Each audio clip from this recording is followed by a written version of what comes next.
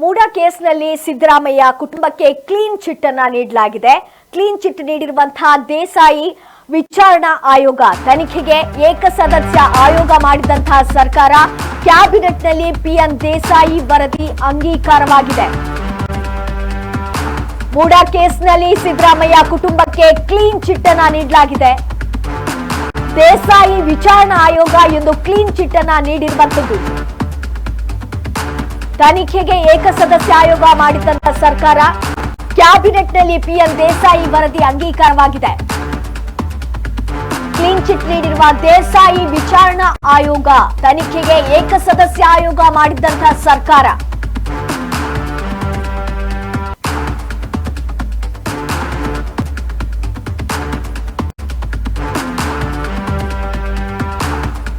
ಮೂಡಾ ಕೇಸ್ನಲ್ಲಿ ಸಿದ್ದರಾಮಯ್ಯ ಕುಟುಂಬಕ್ಕೆ clean chit ಅನ್ನ ನೀಡಲಾಗಿದೆ.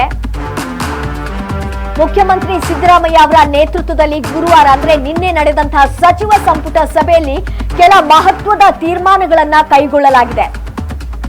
ಮೈಸೂರು ನಗರಾಭಿವೃದ್ಧಿ ಪ್ರಾಧಿಕಾರದಲ್ಲಿ ನಡೆದಿದೆ ಎನ್ನಲಾದಂತಹ ಅಕ್ರಮ ಪ್ರಕರಣದಲ್ಲಿ ಸಿಎಂ ಸಿದ್ದರಾಮಯ್ಯ ಮತ್ತು ಕುಟುಂಬಕ್ಕೆ ಕ್ಲೀನ್ ಚಿಟ್ ಅನ್ನ ನೀಡಲಾಗಿದೆ. ನಿವೃತ್ತ ನ್ಯಾಯಾಧೀಶ ದೇಸಾಯಿ ಅವರ ಒಂದು ಸಮಿತಿಯ ವರದಿಯಲ್ಲಿ ಕ್ಲೀನ್ ಚಿಟ್ ಅನ್ನ ನೀಡಲಾಗಿದ್ದು, ಈ ವರದಿಯನ್ನ ಕ್ಯಾಬಿನೆಟ್ ಅಂಗೀಕರಿಸಿದೆ. ಜೊತೆಗೆ ಉಪಮುಖ್ಯಮಂತ್ರಿ ಡಿಕೆ ಶಿವಕುಮಾರ್ ಬೆಂಬಲಿಗರಿಗೆ ಸಂಬಂಧಿಸಿದ ಒಟ್ಟು 11 ಪ್ರಕರಣಗಳನ್ನ ಕೂಡ ಕೈಬಿಡಲು ಸಚಿವ ಸಂಪುಟ ಸಭೆ ಅನುಮೋದನೆಯನ್ನ ನೀಡಿದೆ.